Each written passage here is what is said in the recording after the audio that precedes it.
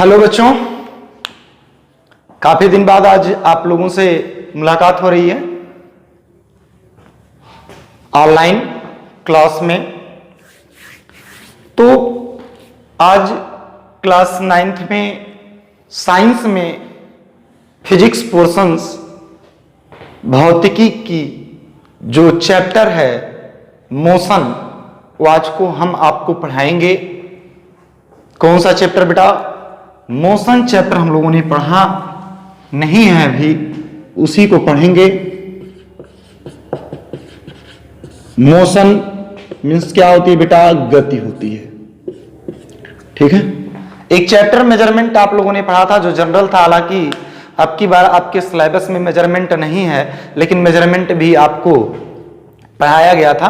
पूरी वीडियो उसकी देख लीजिएगा, क्योंकि मेजरमेंट के जरिए ही आप आगे किसी भी चीज को मेजर करने में आपको आसानी होगी और अन्य चैप्टर को भी पढ़ने में बहुत आसान होगा।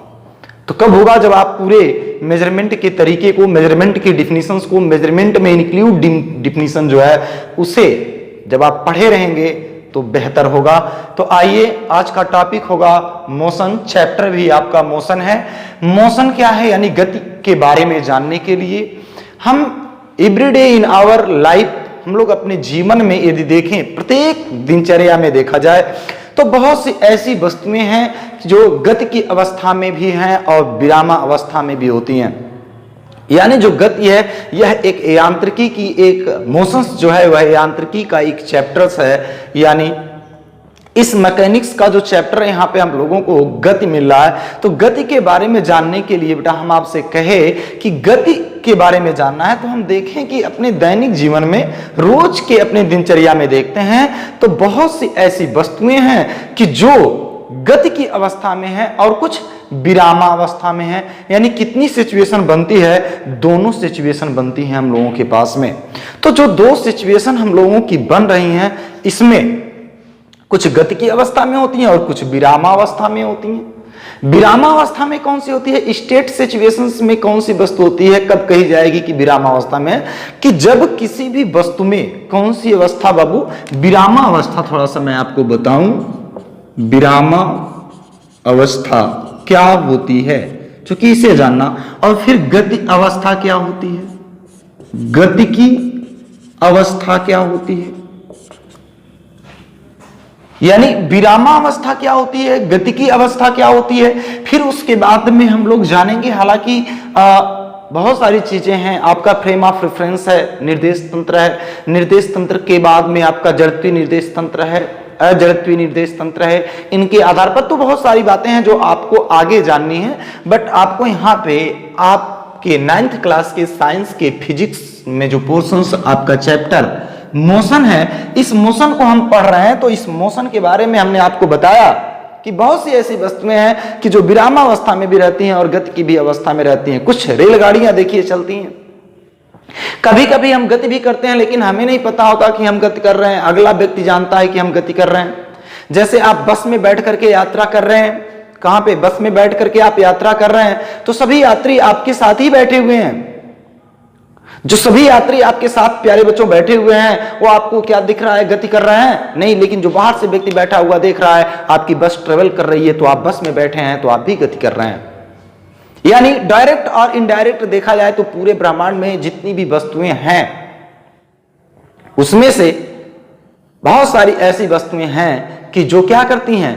गति करती। पृथ्वी पर जितनी भी वस्तुएं हैं, पृथ्वी की बात करें तो हर एक वस्तु क्या है? गतिमान है, डायरेक्ट या इनडायरेक्ट। चंद्रमा को देखा जाए, चंद्रमा भी क्या करती है? मूव करती है, पृथ्वी का चक्कर लगाती है।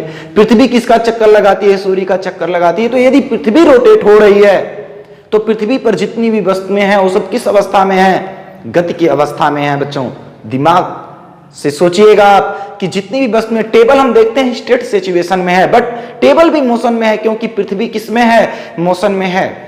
तो सापेक्ष गति होती है। सापेक्ष गति की बात की जाती है, वहां पे कंपैरिजन होता है कि एक वस्तु दूसरी वस्तु के सापेक्ष, यानी एक जो प्रेक्षक आपको देख रहा है तो एक विरामा अवस्था में देख सकता है, लेकिन जो दूसरा देखेगा, दूसरे के लिए वो क्या होगा? जो बाहर से देख रहा है वो ट्रेवल कर रहा है, यानी गति कर रहा है वहां पे। तो बहुत सी ऐसी सिचुएशन होती है कि जहां हम कंफ्यूज थोड़ा सा हो जाते हैं। तो आप लोग यहाँ पे इस बात को ध्यान से सोचिएगा कि जो वस्तु में टेबल है, हाँ स्टेट सिचुएशन में है, विरामावस्था में है, यदि उसमें समय के साथ उसके स्थिति में कोई परिवर्तन नहीं हो रहा है। यानी विरामावस्था कब होगी कि जब किसी वस्तु में स्टेट सिचुएशन कब होगा कि जब कोई भी वस्तु में समय के सापेक्ष उसके स्थिति में परिवर्तन ना हो, तो बेटा उसे हम क्या कहते हैं? विरामावस्था कहते हैं। कौन सी अवस्था कहते हैं? विरामावस्था कहते हैं। कब कहते हैं विरामावस्था? कि जब किसी भी वस्तु में समय के सापेक्ष उसकी स्थिति में कोई परिवर्तन ना हो, तो उसे हम कौन सी अवस्था कहते हैं? विरामावस्था कहते हैं। गति की अवस्था कौन सी होती है कि जब किसी भी वस्तु के स्थिति में समय के साथ साथ क्या हो? परिवर्तन हो रहा हो, तब यह कहा जाता है कि वह वस्तु गति की अवस्था में है। किसकी अवस्था में है? यानी ध्यान दीजिएगा, आपका ये विरामावस्था क्या है कि जब किसी वस्तु में समय के साथ साथ स्थिति में परिवर्तन ना हो, तो उसे हम क्या कहते हैं? विरामावस्था कहते हैं। तो बेटा गति की अवस्था किसे कहते हैं हम लोग? गति की अवस्था क्या होगी कि जब किसी वस्तु में समय के साथ साथ स्थिति में परिवर्तन होगा, तो उसे हम गति की अवस्था कहते हैं। जैसे टेबल पर टेबल क्या समय के साथ साथ चल रहा है? नहीं चल रहा। अगर टेबल रखा हुआ है एक जगह, उस पे पुस्तक रखी हुई है, क्या पुस्तक आपकी चल रही है? समय के साथ उसकी स्थिति में कोई परिवर्तन हो रहा है? अगर नहीं हो रहा है तो वह विरामावस्था में कही जाएगी। अगर समय के साथ साथ उसकी स्थिति में परिवर्तन हो रहा है, तो उसे कहा जाएगा वह गति की अवस्था में है। किसकी अवस्था में है बेटा? गति की अवस्था में है। तो दो बातें आपको समझ में आई होंगी कि विरामावस्था क्या है और गति की अवस्था क्या है। इसमें तो बहुत सारे पॉइंट अभी और भी हैं, लेकिन आप केवल दो चीजें भी यहां पे जाने, बाकी 11th में पढ़िएगा क्या है यहाँ पे विरामावस्था। जैसे यहाँ पे ये सपोज दैट कोई टेबल है और इस पर एक पुस्तक मैंने रख दिया। अब एक टाइम की विथ रिस्पेक्ट देखा जाए तो टाइम के हिसाब से ये बॉडी यहाँ पे क्या है? स्टेट सिचुएशन में कोई भी इसमें चेंजिंग नहीं आ रही है, तब इसे हम क्या कहेंगे? विरामावस्था में है। लेकिन फिर उसी टेबल पर एक पुस्तक यहाँ थी, अगले सेकंड में यहाँ आ गई, अगले सेकंड में यहाँ आ गई, यानी यही यहाँ आ गई, यही यहाँ आ गई। ये एक ही चीज है। ये बॉडी आपकी ट्रेवल करके यहाँ आई और यहाँ से यहाँ, यानी समय के साथ साथ इसके स्थिति में परिवर्तन हो रहा है। लेकिन ये जो ब्लॉक आपका यहाँ पे रखा गया है, समय के साथ कोई परिवर्तन अगर उसमें नहीं हो रहा है, तो ये जिसमें समय के साथ साथ उसकी स्थिति में कोई चेंजिंग नहीं हो रही है, ये विरामावस्था में होगी। और जिसमें बेटा समय के साथ साथ स्थिति में परिवर्तन हो रहा है, तो वो किस अवस्था में होगी? गति की अवस्था में होगी। तो यहां पे ध्यान दीजिएगा। बाकी इसके बाद में हम आते हैं बेटा मोशन पर। तो मोशन जो है, ये टाइप्स ऑफ मोशन की बात करते हैं हम। मोशन आपको गति समझ में आया है? यदि किसी वस्तु में स्थिति के साथ समय के साथ साथ स्थिति में परिवर्तन हो रहा है, तो उसे हम क्या कहते हैं? गति की अवस्था कहते हैं, यानी गति कहते हैं। अब जो आपका मोशन है बेटा, ये आपका मोशन जो है ये दो प्रकार का होता है। कितने प्रकार का होता है? एक दो तथ्यों पर डिपेंड करता है। कहेंगे सर दो तथ्यों पर कैसे?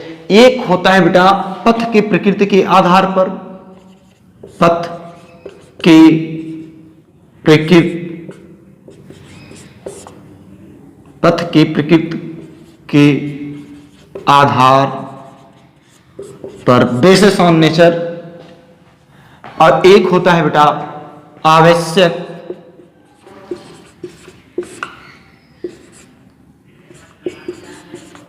निर्देशांकों के आधार पर। ध्यान दीजिएगा बेटा, यहां पे बेसिस ऑन नेचर, पथ की प्रकृति के आधार पर गति, और एक है आवश्यक यानी need coordinates, basis on need coordinate, आवश्यक निर्देशांकों के आधार पर। तो यहां पे ये तीन प्रकार की गतियां होंगी। ध्यान दीजिएगा, एक होगी रेखीय गति। कौन सी गति? Linear motion. कौन सा? और दूसरा होगा वृत्तीय गति।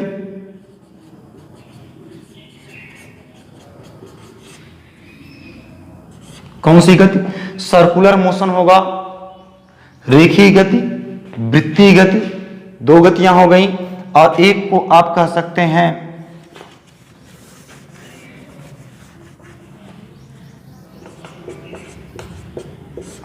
दोलन गति। तो ये पथ के प्रकृति के आधार पर कितनी तरह की गति होती है? 3 तरह की गति होती है। और आवश्यक निर्देशांकों के आधार पर भी कितनी तरह की गति होती है? 3 तरह की गति होती है। ध्यान दीजिएगा, यानी जो गति होती है बेटा, वह गति 2 तथ्यों पर निर्भर करती है, एक पथ के प्रकृति पर और एक आवश्यक निर्देशांक पर। तो आवश्यक निर्देशांकों के आधार पर गति कितने प्रकार की होती है? 3 प्रकार की। कहेंगे कौन कौन सी? तो बेटा एक होती है एक बीमीय, एक बीमीय, फिर होता है द्विबीमीय, अगला होता है त्रिबीमीय। कौन सा? त्रिबीमीय। 1 डायमेंशनल, 2 डायमेंशनल, 3 डायमेंशनल। क्या? मोशन, गति।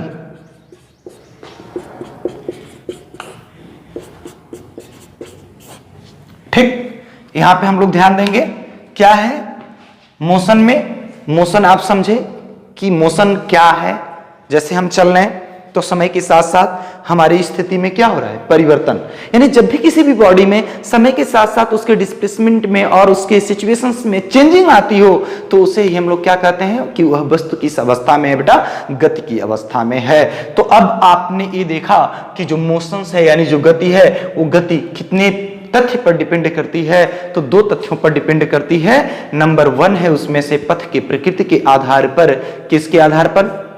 पथ के प्रकृति के आधार पर। दूसरा तथ्य है आपका आवश्यक निर्देशांकों के आधार पर। तो इस तरह से यदि देखा जाए तो टोटल 2 तथ्यों में यानी 3 कितनी हो गई?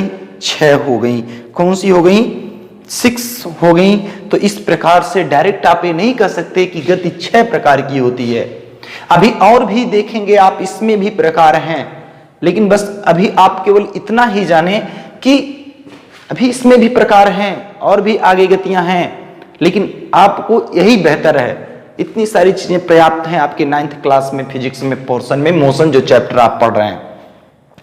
तो एक पथ के प्रकृति के आधार पर गति होती है 3। एक लीनियर मोशन होता है, सर्कुलर मोशन होता है, और दोलन यानी इसे पेंडुलम मोशंस और ऑसिलेटरी मोशन भी कह सकते हैं। तो यहां पे आ गए हम, यानी ये आपकी दोलन गति हो गई। इसे 1 डायमेंशनल मोशन, इसे 2 डायमेंशनल मोशन, इसे 3 डायमेंशनल मोशन। तो अब यहां पे बेटा हम लोग ये जानेंगे कि लीनियर मोशन क्या होता है, रेखीय गति क्या होती है।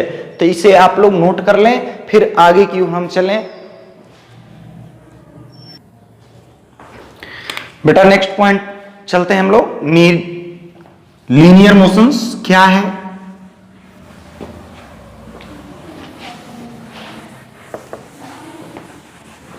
टॉपिक है लीनियर मोशन।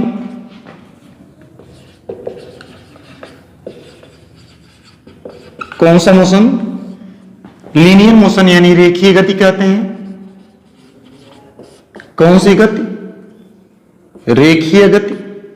यानी जब कोई भी पिंड आपका किसी सरल रेखा के अनुदिश गति करता है तो उसे हम लोग रेखीय गति कहते हैं। क्या कहते हैं बेटा? यानी जब कोई भी पिंड आपका किसी सरल रेखा के अनुदिश क्या करता हो? गति करता है, तो उसे हम लोग लीनियर मोशन कहते हैं। मतलब जब किसी भी बॉडी में जो चेंजिंग हो रही है समय टाइम के साथ साथ जो उस वस्तु में क्या हो रही है? चेंजिंग आ रही है, स्थिति जो उसका समय के साथ साथ बदल रहा है, वह क्या हो? एक रेखीय हो, एक रेखा के किसी दिशा में।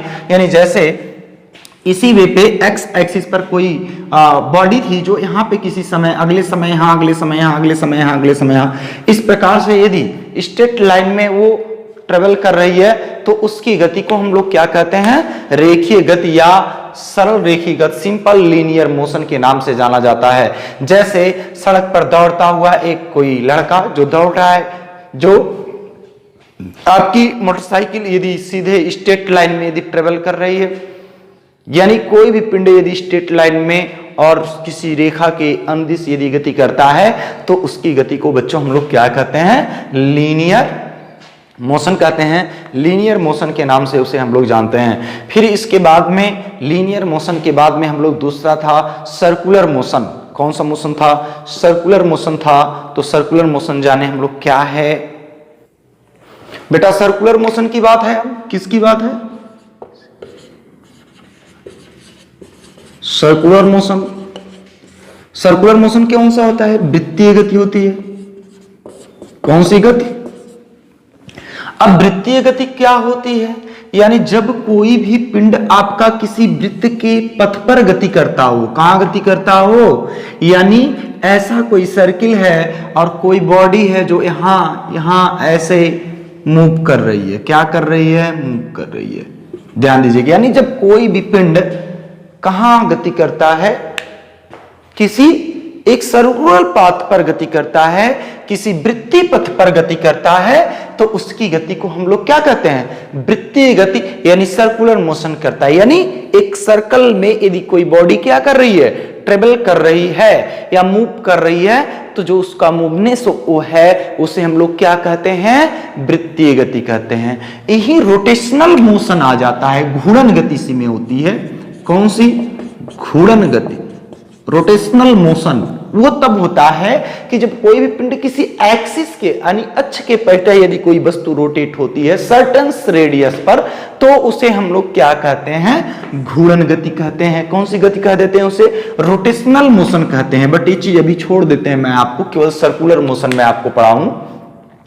सर्कुलर मोशन क्या है, आपकी वृत्तीय गति है। तो आपको समझ में आया होगा कि वृत्तीय गति क्या है। वृत्तीय गति हम उसे कब कहेंगे, कि जब आपका कोई भी पिंड या कोई भी वस्तु किस पथ पर गति करती है, किसी सर्कल के पथ पर। मतलब ये जो रास्ता है अगर ऐसा हो, वृत्ताकार कोई रास्ता हो, कैसा रास्ता हो, और उस वृत्ताकार रास्ता पर कोई व्यक्ति क्या कर रहा हो, चल रहा हो, तो कहा जाए वह व्यक्ति कौन सी गति कर रहा है, तो वह व्यक्ति बेटा सर्कुलर मोशन करता है। कौन सा मोशन करता है, सर्कुलर मोशन करता है। यानी आपको वृत्तीय गति समझ में आ गई है। अब इसके बाद में हम लोग कौन सा मोशन पढ़ने वाले हैं, हम लोग अब ऑसिलेटरी मोशन पढ़ने वाले हैं।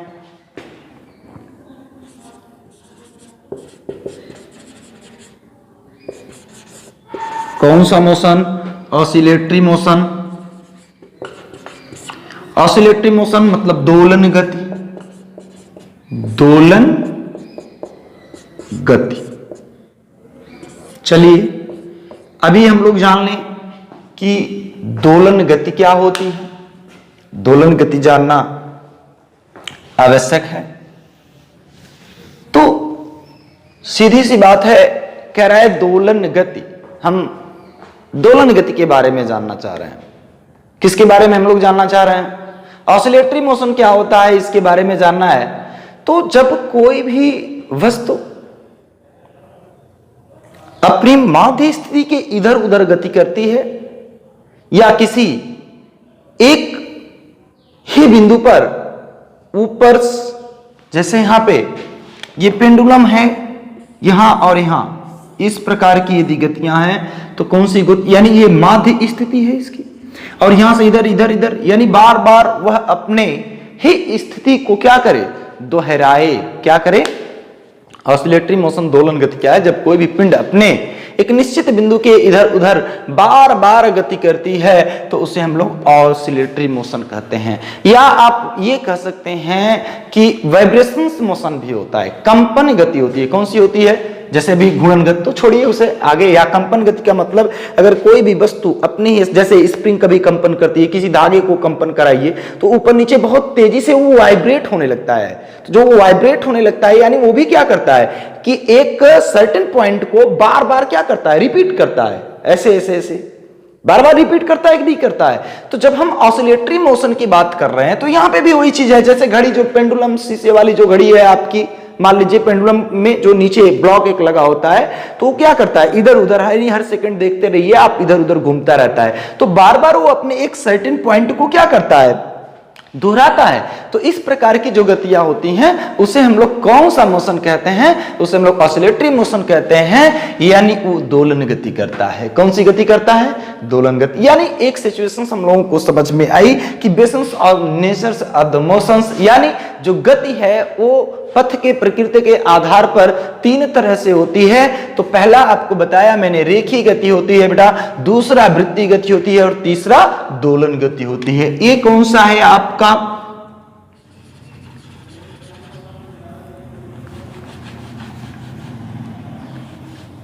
पथ की प्रकृति के आधार पर था। किसके आधार पर था? पथ की प्रकृति के आधार पर था।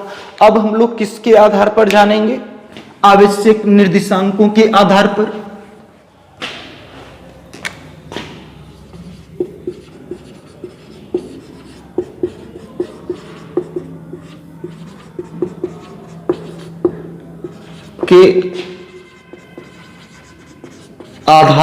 किसके आधार पर? आवश्यक निर्देशांकों के आधार पर। मैंने आपको बताया था कितने प्रकार की होती है बेटा? एक बीमीय और द्विबीमीय और एक बताया आपको त्रिबीमीय, यानी 1 डायमेंशनल मोशंस, 2 डायमेंशनल मोशन और 3 डायमेंशनल मोशन। तो हम बात करेंगे केवल 1 डायमेंशनल मोशन की। 1 डायमेंशनल मोशन क्या होता है कि जब कोई भी पिंड आगे या पीछे एक स्ट्रेट लाइन में गति करता हो। सेम चीज आप थोड़ा सा ध्यान देंगे यहां पे कि आपका 1 डायमेंशनल मोशन क्या होता है। तो इसके लिए थोड़ा सा आप इसे जाने पहले कि जो आपकी 3 अक्षें होती हैं। अब फिजिक्स में जब हम पढ़ रहे हैं डायरेक्शंस की बात करते हैं, दिशा की, कोऑर्डिनेट्स से, ठीक है। तो यहां पे 3 डायरेक्शंस होती है। एक होती है ओरिजिन पॉइंट ए है, ए एक्स एक्सिस है, ए वाई है और ए वाला बेटा जेड है। ये वो पॉइंट ओरिजिन है इसकी, यानी ये तीनों एक दूसरे के परपेंडिकुलर होते हैं। कैसे होते हैं? तीनों एक दूसरे के, जैसे ये चीज देखें, तीनों एक दूसरे के क्या हैं? परपेंडिकुलर आपको दिखाई दे रहे हैं। तीनों एक दूसरे के क्या हैं? इस मार्कर को ले लीजिए, ये उंगलियां ले लीजिए, ये आपको दिखाई दे रहा है ना इस तरह से। तो इन सबके बीच में कितने एंगल बन रहे हैं? 90 अंश के। इसके और इसके बीच 90, इसके और इसके बीच 90 अंश का, यानी इनके बीच कितने का एंगल है? 90 का एंगल है। तो ये तीनों जो एक्सिस हैं ये कितने कितने एंगल पर हैं? 90 एंगल पर हैं। तो यदि ए ओ एक्स ओ वाई और ए कौन सा है? ओ जेड है, तो 3 डायरेक्शन है। ओ एक्स 1 डायरेक्शन है, ओ आई ओ एक्स 2 डायरेक्शन हो गई और ओ I O X O Z अगर ले लेते हैं तो कितनी एक्सिसें बन जाएंगी? 3। तो यदि इन तीनों एक्सिसों में से केवल एक एक्सिस पर ही यदि कोई भी बॉडी आपकी ट्रेवल कर रही है, यानी उस बॉडी के स्थिति में जो चेंजिंग आ रही है टाइम के साथ साथ, किसके? समय के साथ साथ जो किसी भी वस्तु के स्थिति में परिवर्तन हो रहा है, वह केवल अगर ओ एक्स दिशा में ही हो रहा है तो उसे हम लोग कौन सा मोशन कहते हैं? 1 डायमेंशनल मोशन कहते हैं। फॉर एग्जाम्पल के लिए कोई भी वस्तु आगे या पीछे, ऊपर या नीचे बार बार यदि गति करती है तो उसे हम लोग कौन सा मोशन कहते हैं? 1 डायमेंशनल, क्योंकि वो एक ही एक्सिस पर हो, चाहे वो ओ आई पर हो, ओ एक्स पर हो या ओ जेड पर हो। बात को समझिएगा, ये 3 डायरेक्शन है, यहाँ पे 3 दिशाएं हैं, ओ एक्स ओ वाई और ओ जेड। तो फिजिक्स में हम इन्हीं पर चर्चा करते हैं और इन्हीं के आधार पर इसी पर क्वेश्चंस बनते हैं और यही हमारी यहाँ पे दिशाएं हैं। तो इस मोशंस में अगर हम देखते हैं तो जो गतियां हैं यहाँ पे 3 दिशाओं में ही संभव हो सकती हैं। कितनी दिशाओं में? 3 दिशाओं में ही यहाँ पे गति संभव हो सकती है। तो यहाँ पे किसके? आवश्यक निर्देशांकों के आधार की मैं बात कर रहा हूं। तो यहाँ पे हमने कहा कि जब कोई भी वस्तु या पिंड कब कहां मोशन करे, किस तरह से मोशन करे, कि एक जो 3 एक्सिस है हमारा, O X O Y O Z, कितने हैं? O X O I O Z. अब इन तीनों में से अगर कोई एक पर ट्रेवल करता है, मूव करती है वस्तु हमारी, यहां पे यहां पे यहां पे यहां पे, या यही पीछे भी जा सकती है, यही कहां जा सकती है? जैसे कोई वस्तु है मेरे पास, यहां आप देखें, इसे इस तरह से, तो क्या होगा, जैसे एक्सिस तो बना ही था, एक्सिस बनाए रखिए, काम करता है हमेशा ओ एक्स वाई और बेटा कौन सा जेड। अब आप देख लो यहां पे कि जो ओ एक्स है, जो ओ एक्स है, तो वो क्या कह रहा है कि ओ एक्स एक एक्सिस है, ओ वाई है, ओ जेड है, ये हमारे पास 3 एक्सिस हो गए। तो इस एक्सिस में से यदि कोई ओ एक्स पर, ओ एक्स पर यानी इसी पर ट्रेवल करता है, समय के साथ साथ इसी में यदि परिवर्तन हो रहा है, तो उसे हम लोग कौन सा मोशन कहते हैं, वन डायरेक्शंस, वन बीमी गति कहते हैं। या इधर भी हो सकता है, ओ पॉइंट अगर इधर जाता है तो माइनस होगा, अगर इधर ट्रेवल करता है तो कौन सा होगा, पॉजिटिव। या ऊपर नीचे भी हो सकता है ऊपर गति करे या नीचे, यानी ऊपर नीचे, यदि ऐसे भी हो सकती है, ऐसे भी हो सकता है। तो यदि कोई भी वस्तु इस तरह से, यदि किसी एक ही अक्ष पर, तीनों अक्षों में से किसी एक ही अक्ष पर उसकी स्थिति में परिवर्तन समय के साथ हो रहा है, तो उसे हम लोग क्या कहते हैं, एक बीमीय गति कहते हैं। कौन सा बीमीय गति कहते हैं, वन डायमेंशनल मोशन कहते हैं। तो बेटा अब हम द्विबीमी की बात करते हैं, यानी 2 dimensional motion.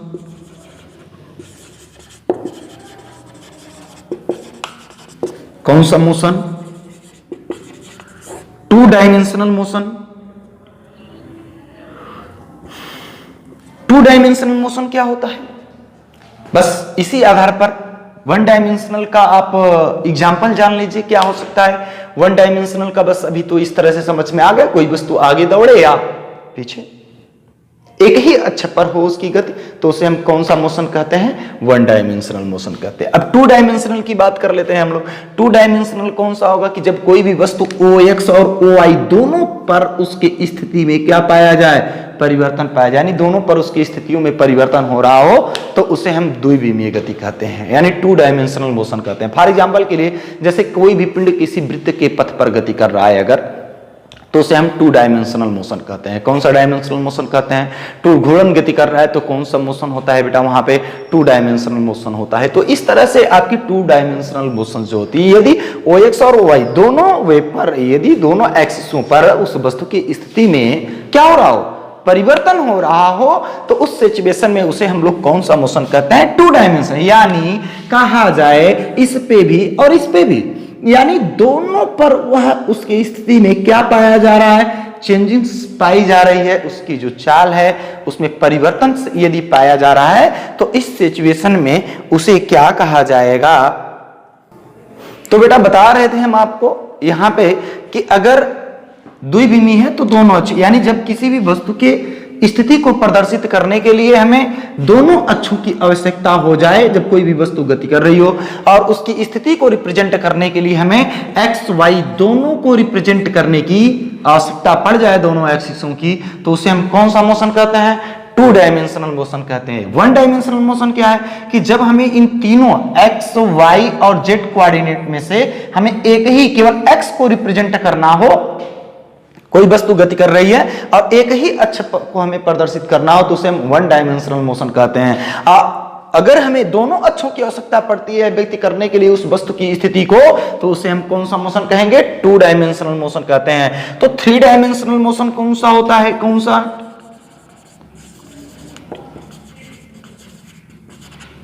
3 dimensional motion. 3 dimensional motion कौन सा होगा, जब किसी भी वस्तु की स्थिति को प्रदर्शित करने के लिए समय के साथ साथ उसकी स्थिति में परिवर्तन हो रहा हो और हमें निर्देशांकों में एक्स वाई जेड तीनों अक्षों की आवश्यकता हो उसे प्रदर्शित करने की, तो उसे हम 3 डायमेंशनल मोशन कहते हैं।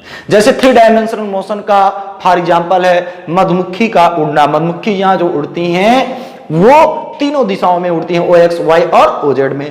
चिड़िया जो उड़ती है, चिड़िया भी कितनी दिशाओं में, स्काई में उड़ा करती है, तीनों दिशाओं में। उसकी गति को भी रिप्रेजेंट करने के लिए हमें एक्स वाई जेड यानी इसकी और इसकी भी आवश्यकता पड़ती है। तो आप ध्यान देंगे यहां पे कि किसी भी वस्तु की स्थिति को प्रदर्शित करने के लिए यदि वो मोशन कर रही है, यदि मुझे तीनों अक्षों में से यानी ओ X O I O Z में से व्यक्त करने के लिए केवल एक अक्ष की आवश्यकता पड़ती है, एक्स को ही रिप्रेजेंट करना है यदि, तो उसे हम 1 डायमेंशनल कहेंगे।